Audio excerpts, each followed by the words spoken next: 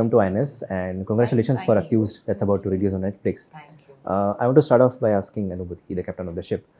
I've learned the idea came from Netflix to design the character in a certain way. But then how did you go about building the entire universe of this film from small little nuances to the character, the archetypes and everything? If you could walk me through that process. Yeah, so like you said, the core idea came from Netflix about building a story around a woman accused of sexual harassment. And that was just the base of it all. So everything else, we started to research, and we were very surprised to find there are so many such cases where a woman has been accused of sexual harassment, including in India. We researched and then we started to place that character, but we kind of started writing a story which was around when in such an accusation, how it affects an entire relationship. What it does to the person, because the entire film is centered around the accused person and their relationships and people around them. So that was really the starting point, and we started evolving from there. And then we built, other characters and how it work and everything. So it kind of like emerged and organically got built around it. And Konkona ma'am, with regards to your character, when you were narrated the part, what was the first emotion that kind of triggered in you as an artist? And how did you go about understanding the character, finding a common ground with her vision? Well, to begin with, I was just so excited to be offered a part like this. It's such an unusual kind of a premise where we usually never see women as the accused. We always see them as, the accuser or the victim / survivor. So we hardly ever see this. And as Anubhuti said, that these things do happen. Of course, I think statistically it's usually men who are the perpetrators, let's not forget. But it does happen with women as well. And it's always nice to shine a light on untold stories, because there's one narrative which is out there, which we're all aware of. But, this slightly other side of the flip side of the coin, we hardly ever examine. So it was very interesting for me to have that as the backdrop to examine power dynamics of women in the workplace, women in positions of power, the power dynamics between two women in a relationship, and how something like this affects them, and how their life kind of unravels. So it's an exploration of that, really. So I found that very, very unusual, and I had never played anybody like this. And somebody who's not always likable, and somebody who is a little gray, like you're not sure, like, has she, hasn't she? And ultimately, how relevant is that? It's really confronting us as viewers and our biases about how we view certain characters, certain situations, because we also come with certain preconceived notions about how women in power should be, how, whether, when you're accusing a woman of sexual harassment, it's such a rare thing that, we usually, we tend to believe the woman, but here in this case, that's just complicated a little further because of the nature of her job, because of the nature of her relationship. There's also a large age gap between these two, which is very normalized in, heterosexual couples. But we haven't actually seen that on screen as much. So all of these factors were very novel for me and very interesting for me. Okay. And Pratibha, with regards to your character, as Anubhuti ma'am mentioned that, the film centers around how it affects the relationship between the two of them. While you were working on this film, to emote, to imbibe from her experience, to add your own value to the character, what was that whole process like for you? For me, we actually did a lot of readings and workshops. And Anubhuti ma'am and Coco together, when we would be in a room and we would discuss a specific scene, बहुत चीज़ें उसी वक्त clear हो जाती थी. So when we were on set, we almost knew that from what headspace we are entering and how we want to navigate the entire scene. And of course, when you're performing, then that's a different thing. You tend to experiment, you improvise, you be in that, you're in the mood. So it was pretty much that, and there was a lot of comfort around. Scenes felt so real. It felt like maybe you've lived it in past, or it just felt very familiar. So that's how it was, and I think readings were something that really helped me because I was understanding the character more and more. Yeah. Okay. And Ruchikaa, with regards to the film, as I mentioned earlier, that the core idea came from Netflix, but when it was materialized completely, when you saw the final product, the end product, what was your initial thought like? Did it bridge the gap between what was thought initially and how it turned out? How it was like? Yeah, I think I first have to clear out that the germ of the idea is something that we parked with Anubhuti, me and my team, Amit, and the entire creative team. It was an idea that we really felt was very powerful, and we needed a maker who has a very individual, solid voice, and whose craft is also, impeccable. And I think at Netflix, really, our commitment to telling meaningful stories that are emotional yet entertaining. And when it's entertaining in the context of Accused, it means the layering and the unraveling that you enjoy as you move on. And Anubhuti really, with Yash and Seema writers, gave it form. And there is something so beautiful in how it moves because you keep shifting sides. And I think that was something that we'd hoped as you keep watching the film. You're not sure whether she has and whether she hasn't. The gender dynamics is done so beautifully that after a point, the gender ceases to it's immaterial. It really is a relationship that plays out.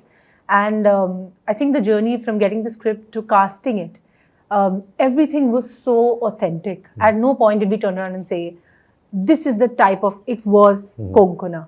To have somebody like Pratibha, who's so young and early on in her career, to hold her own in the scenes that are so dramatic and are, very, very emotional, was incredible for us to watch. And I think for us at Netflix, the bridge really is to work with a creator whose voice is very clear. And Anubhuti is that. And when we saw the film, we are very proud of it. And I think I've said this before, that the feeling it leaves you with once it ends, it really lingers on. It asks you many questions. There's a lot of self-reflection. And at no point, Me Too can become very scandalous. And we've seen films around that being extremely scandalous in their telling. And maybe that's what those films needed. This film needed a certain nuance and a certain empathetic lens with which you come at it. Because very often in today's times, we say, guilty until proven innocent. And somewhere that becomes a little unfair. And this questions a lot of that. So at Netflix, we really pride ourselves on these stories, and we're hoping the world watches this on 27th Feb onwards. Sure. And Anubhuti ma'am, while you I'm sorry, while you're working on this film, every filmmaker has their own style, their own voice that they tend to put through in the story, and that's how they convey the emotions. For you, what were some of the prerequisites that had to be there in the story, that while you were telling that these are the beats that I need to focus on and need to tell to the audience? Yeah, the story, the subject was such that it always needed, like she said, that nuance. It needed a certain lens, a certain empathetic approach towards it. It couldn't have been a sensationalized telling, is what we felt, and I didn't see it somehow in that lens at all. So we've kept that conscious, the treatment, while writing the script also. Aside of that, we wanted to tell incidents in the story, events that make people uncomfortable in parts. Not the queer relationship, but a lot of other things that were happening at the core of the story. And so that was one of the guidelines. We weren't shy of writing in plot points or scenes or things or even characters which make you slightly uncomfortable. So we've kept that lens, we maintained that. We've maintained certain kind of ambiguity. We've not resolved every single thing in the film. So those have been the approaches, they've been consciously done, they've been at the back of our minds while writing the script. Because I think it all came from the subject it is, and it demanded that kind of storytelling. Okay. And I want to know that once you remove the sensationalization part of it, does it become far more easier and more nuanced to dig your claws into the narrative and explore different layers of the character? It definitely does, because then you can approach the story in a far more complex way, far more realistic way than they are. That's how it mirrors real life, real relationships in a truer way, far truer way than you would probably do if you were to highly dramatize or sensationalize certain narratives. So yeah, it does add to it. But if there's something really overwhelming in your personal space, that could drain you emotionally, how do you make your way around it and still focus on the work, still give your 100% to it? I mean, for me, my work is my life. And if something else happens there, I switch off. When I come on set, I'm in that moment, I give my best, and then I switch off from my work. And that's how I move about my life. So compartmentalization is the key, if I could say that. Yeah, absolutely. And Ruchika, we have completed a quarter of the 21st century. A lot of interesting changes coming up. Netflix itself is on a cusp of a new dawn with Warner Brothers and everything. How do you see the philosophy of Netflix changing in the years to come as we move forward? It's so interesting. We complete 10 years in India this year. Yeah. And the evolution, yes. Congratulations. Thank you. And actually, you guys have been such an important part of it, whether it's Rulapata, Hira Mandi, Lux, Dolly, Katie, and Anubhuti's Dr. G. I think really the metamorphosis of entertainment is reflective of the people and of the times that we live in. From Sacred Games to Chamkila and Hira Mandi. I mean, at the top of my head, I could name so many films and series, also different from each other, but all of them who found resonance with a certain audience. And I think our commitment to entertaining the world is prima. So we've just been tagging to that. And recently, we also announced our slate of films. And I think the one buzzword from that is diversity. For every Kohra and accused, there's an Ikka in Operation Safed Sagar. So really, we speak to the many Indias because we believe that, not just different moods and different tastes, but we are so different as it keeps moving on. And that's why I think just something for everyone has been what we've been trying to anchor to.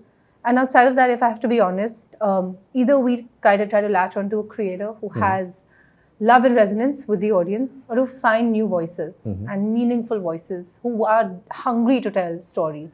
And I think that balance of the two of them is always very important in being able to land titles, film series successfully. And we're hoping to continue that endeavor as we move on. And for my last question, Konkona ma'am, you spoke about the power dynamics in the workplace or anything. What's your relationship with power? How do you maneuver your way around power, the social capital that you have as one of the distinguished artists of a country? Oh, that's I'm not really seeing it like that actually, because I think from the inside it's a very different. I can't see myself from the outside, so actually I try not to think about that very much. I'm just like pretty inward looking and seeing. I sometimes I even cringe a little bit to call myself an artist. Are you too self-critical? I think it's just fine. I think a certain amount of.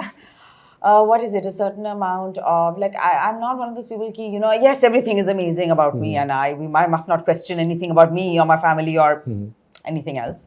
It's nice to be introspective. It's nice to self-reflect. It's nice to reassess. It's interesting to change your mind. And not, like Dr. Geetika, I think not be too concerned or try not to be too concerned about how the world is viewing you. Because I don't know how much of... how much we can control what other people think of us and how we're viewed on the outside. We have very little control over our image, so to speak.